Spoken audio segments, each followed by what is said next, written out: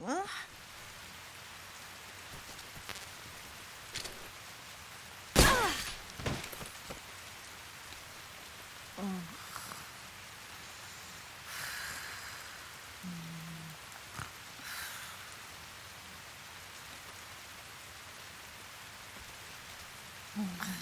yeah, yeah, right there. No snake. That's so good.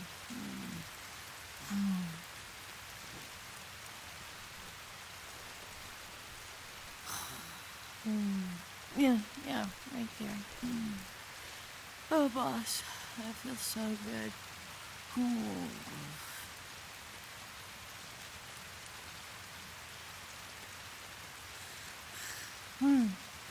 Right there. Fido, that feels so good.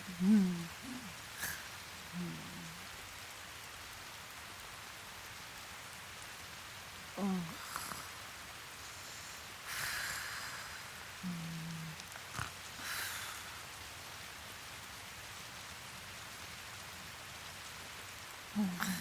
Yeah, yeah, right there. No snake. That's so good.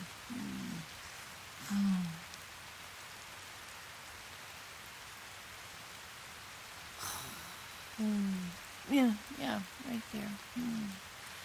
Oh, boss, that feels so good. Ooh.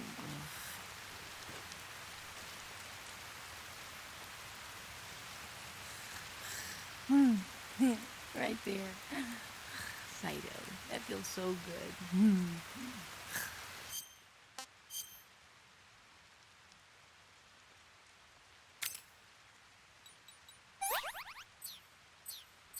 Well,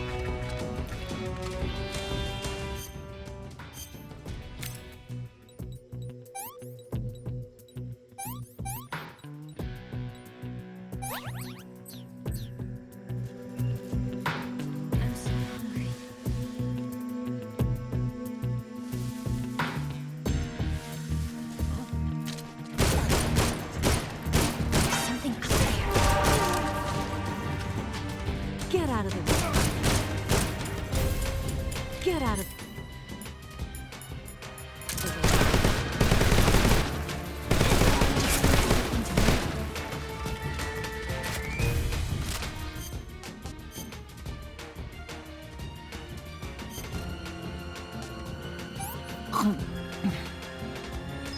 Let me have some more.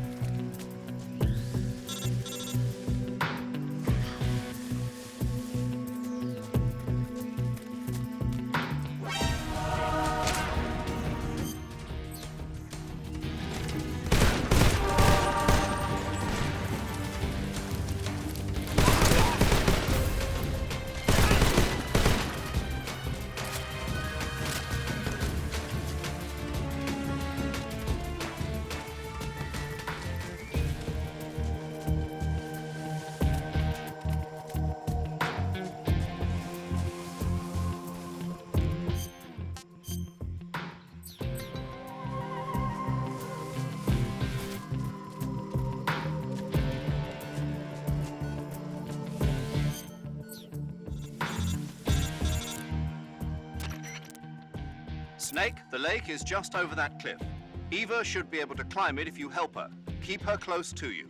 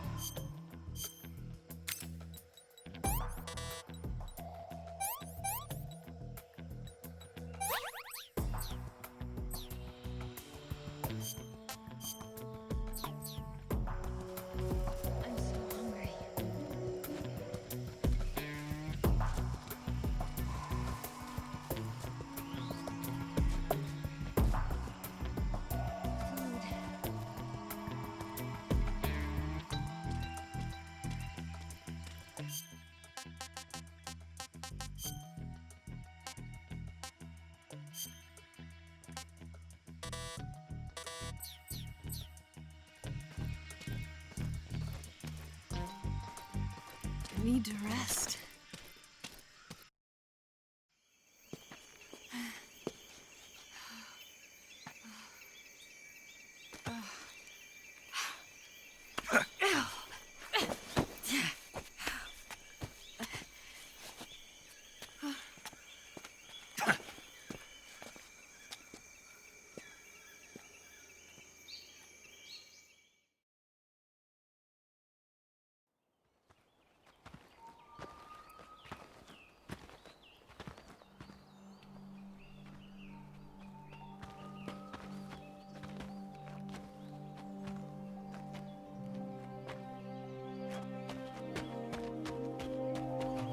Come on, Snake.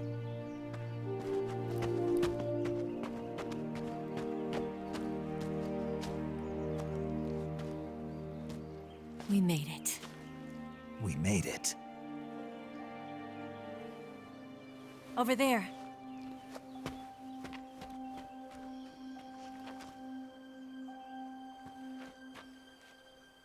It's the boss, isn't it? I'll go get the wig ready to take off. Right. I'll leave you two alone. But come back in one piece, okay?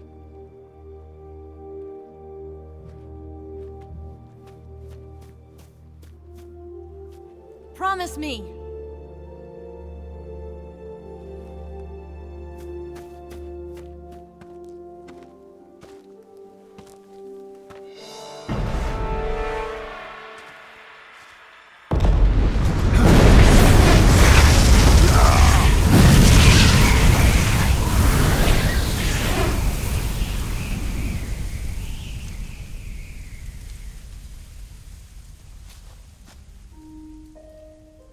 Life's end. Isn't it beautiful? It's almost tragic. When life ends, it gives off a final lingering aroma. Light is but a farewell gift from the darkness to those on their way to die. I've been waiting, Snake, for a long time. Waiting for your birth, your growth, and the finality of today. Boss. Why are you doing this? Why? To make the world one again. The world used to be whole.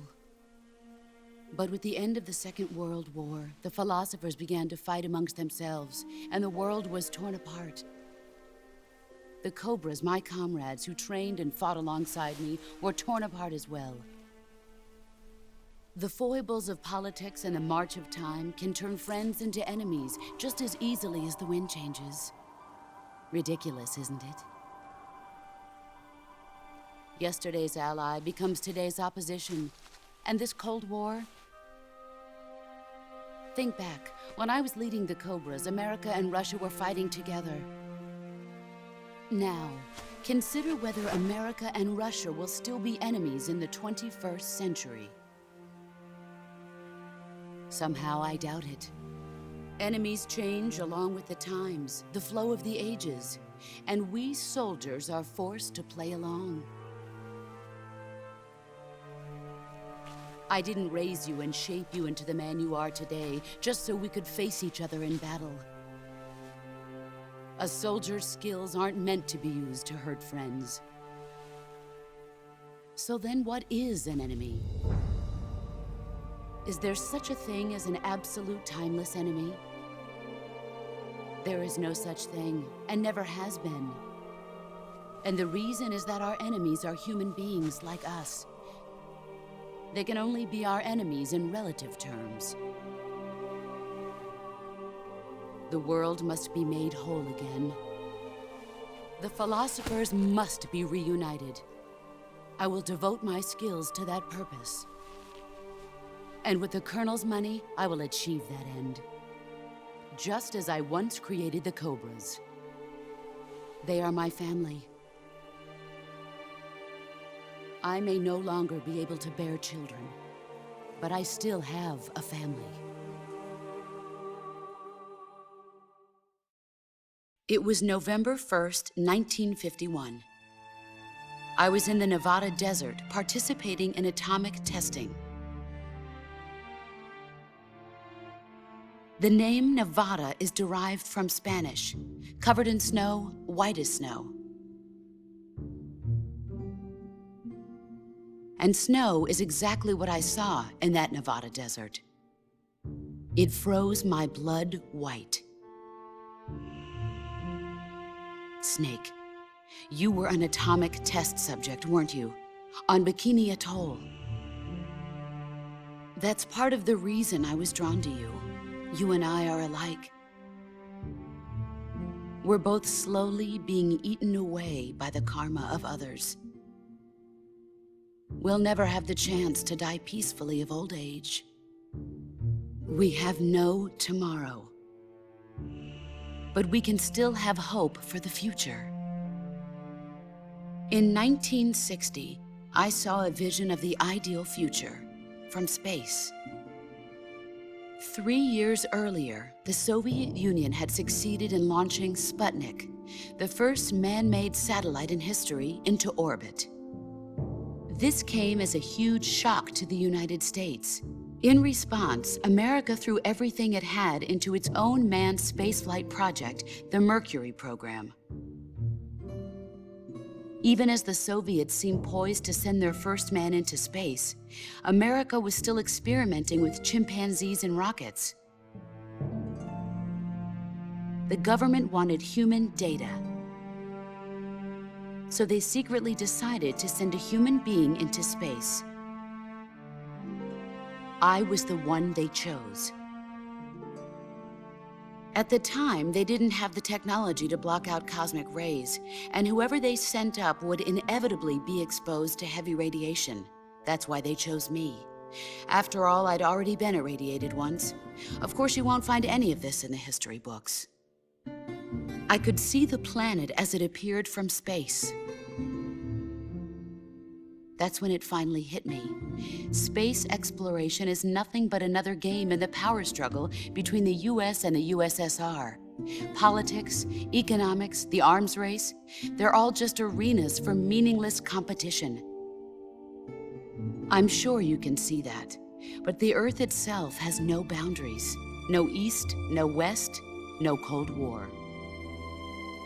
And the irony of it is, the United States and the Soviet Union are spending billions on their space programs and the missile race, only to arrive at the same conclusion.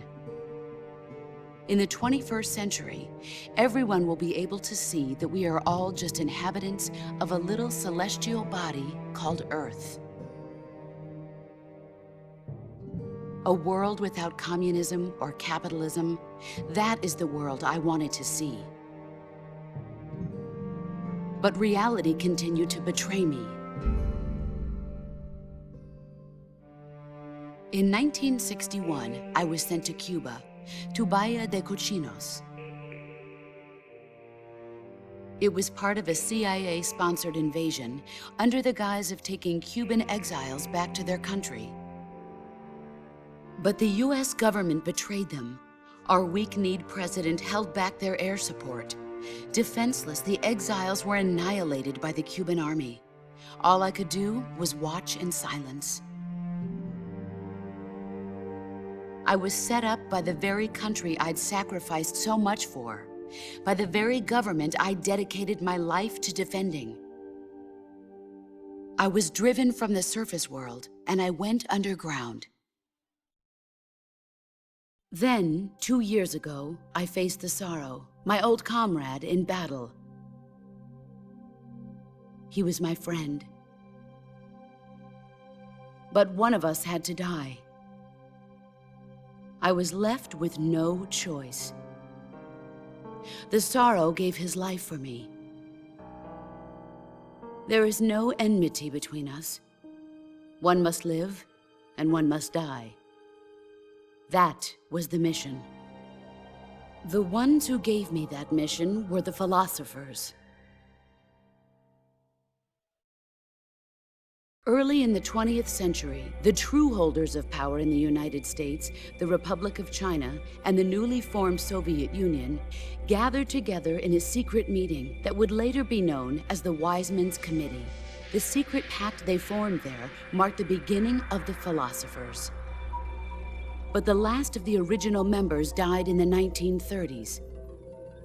After that, the organization began to run out of control, and the Wise Men's Committee degenerated into a mere shell of its former self. The philosophers of today have no sense of good or evil. Their influence extends to countries and organizations involved in every aspect of every war. They have become war itself. That's how they operate. The sacrifices of war cause a shift in the times. This shift leads to renewed conflict, and in turn triggers the next war. Like a nuclear chain reaction, each conflict sparks countless others, forming an endless spiral that will continue on for eternity. Do you understand what I'm saying, Snake? By consuming me and you, the philosophers intend to keep that cycle going forever. It was my father who explained all of this to me. He was one of them. You see, I am the last remaining child of the philosophers. But after he revealed the truth, my father was killed by that same shapeless, formless organization. And my father isn't the only thing the philosophers have taken from me. In June of 1944, the Cobras and I took part in the landing at Normandy.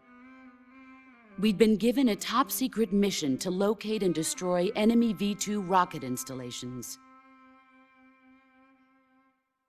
I was pregnant at the time.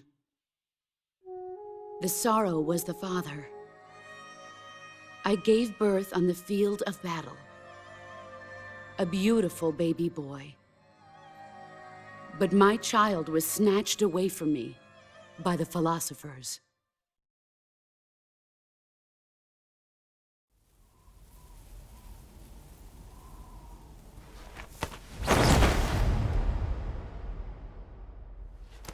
Look at this scar. This is proof that I was once a mother. I gave up my body and my child for my country. There is nothing left inside me now. Nothing at all. No hatred, not even regret. And yet sometimes at night, I can still feel the pain creeping up inside me, slithering through my body like a snake.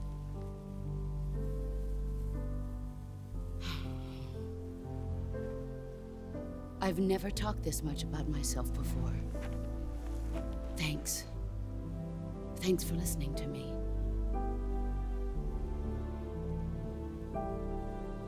I feel content. Snake? Commence the operation. I raised you. I loved you. I've given you weapons, taught you techniques, endowed you with knowledge. There is nothing more for me to give you. All that's left for you to take is my life, by your own hand. One must die, and one must live. No victory, no defeat. The survivor will carry on the fight. It is our destiny. The one who survives will inherit the title of boss. And the one who inherits the title of boss will face an existence of endless battle. I'll give you 10 minutes. In 10 minutes, MiGs will come and bomb the hell out of this place. If you can beat me in less than 10 minutes, you'll be able to escape in time. Let's make this the greatest 10 minutes of our lives, Jack. Boss. You're a soldier. Finish your mission. Prove your loyalty. Face me.